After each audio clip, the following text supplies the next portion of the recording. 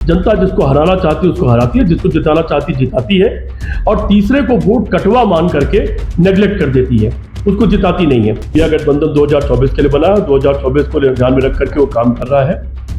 जहां तक मध्य प्रदेश का सवाल है, मध्य प्रदेश में कांग्रेस की जमीन रही है, कांग्रेस जीतती रही, पिछली बार भी चुनाव जीती थी, सरकार भी बनाई थी।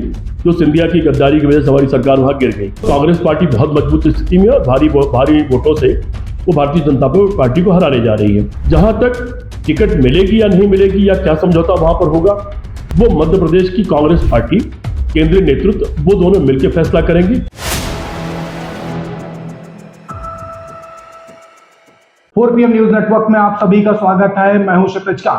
राजनीतिक गलियारों की बात करें तो लगातार भाजपा खेमे में ये बातचीत चल रही है कि इंडिया अलायंस में कहीं ना कहीं फूट पड़ गई है। ये बात इसलिए भी हो रही क्योंकि मध्य प्रदेश में अखिलेश यादव यानी समाजवादी पार्टी ने वहां पे अपने प्रत्याशी विधानसभा चुनाव में उतार दिए हैं। इस समय हम उत्तर प्रदेश के कांग्रेस कार्यालय में हैं और हमारे साथ CP राय साहब हैं। हम बात करेंगे जो मध्य प्रदेश में जो सारी गतिविधियां हुई हैं इसको लेकर के क्या मानना है। सर, भाजपा खेमे में या फिर बात करें भाजपा के लिए जो राजनीतिक विशेषज्ञ होते हैं वो बात लगातार कर रहे हैं कि अब इंडिया अलायंस में कहीं ना कहीं फूट पड़ चुकी है। क्या कहना है इस पर? पहले तो भाजपा अपनी चिंता कर ले।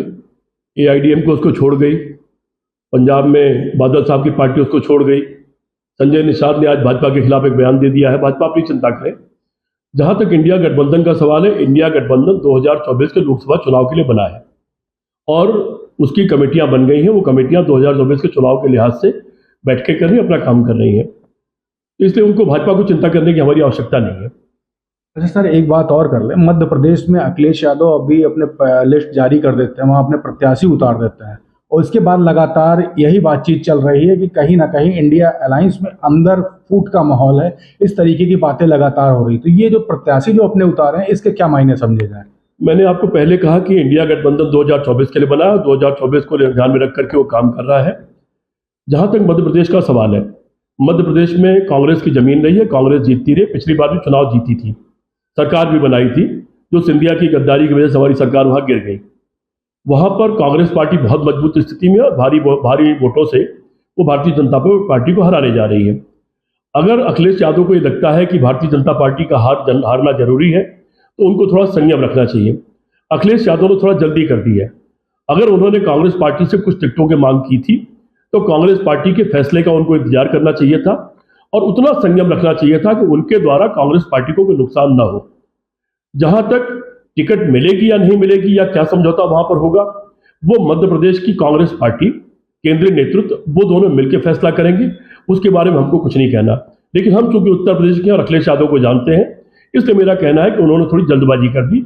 उनको इतनी जल्दी ये फैसला नहीं करना चाहिए था। अच्छा, इस फैसले से कहीं अलायंस पे तो किसी प्रकार का नुकसान नहीं पहुंचने वाला? अलायंस पे कोई नुकसान इसलिए नहीं होगा कि अलायंस 2024 के लोकसभा चुनाव के लिए है और उसके लिए विभिन्न कमेटियां अपना काम कर रही हैं।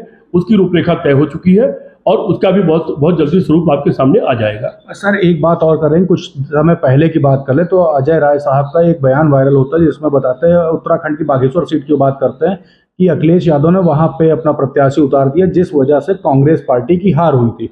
और यहाँ पे अगर बात करें तो घोसी विधानसभा की, तो वहां पर समर्थन किया था कांग्रेस ने। इसकी बात होती, इसको लेकर के भी काफी गहमा गहमी उसको इससे जोड़ रहा है। प्रदेश अध्यक्ष ने जो बात कही वो अपनी जगह तार्किक रूप से सही है।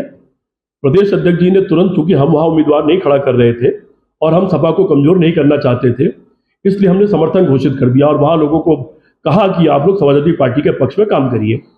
चूंकि यहाँ पर हमने उनका समर्थन किया और उत्तरांचल में समाजवादी पार्टी का कोई अस्तित्व नहीं, कुछ 100 वोट में सिमट गई, इसलिए ये कहना जायज है कि वहां पर समाजवादी पार्टी को भी चुनाव नहीं लड़ना चाहिए था, बल्कि उनके पास जो 1500, 200, 400 जो भी वोट है वो कांग्रेस के पक्ष में उनको डलवानी चाहिए थी।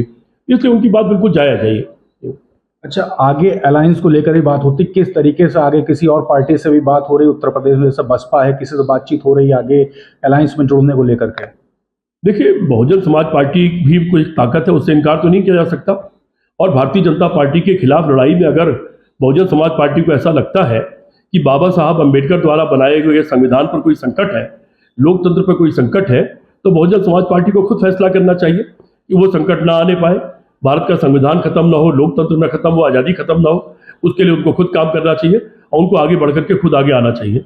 और एक प्रश्न पब्लिक का भी था, अखिलेश यादव के वहां पर मध्य प्रदेश में अपने प्रत्याशी उतारने से कांग्रेस का वोट बैंक जो है उस पर कोई बड़ा इफेक्ट तो नहीं पड़ने वाला है।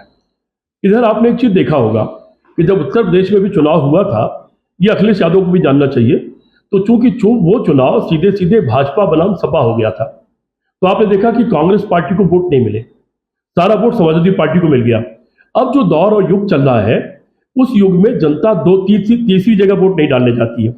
जिन दो पार्टियों में आमने सामने सीधी लड़ाई हो जाती है, जनता जिसको हराना चाहती है उसको हराती है, जिसको जिताना चाहती है जिताती है, और तीसरे को वोट कटवा मान करके नेग्लेक्ट कर देती है, उसको जिताती नहीं है। तो अखिलेश यादव जी को यह समझना चाहिए मध्य प्रदेश के संदर्भ में भी।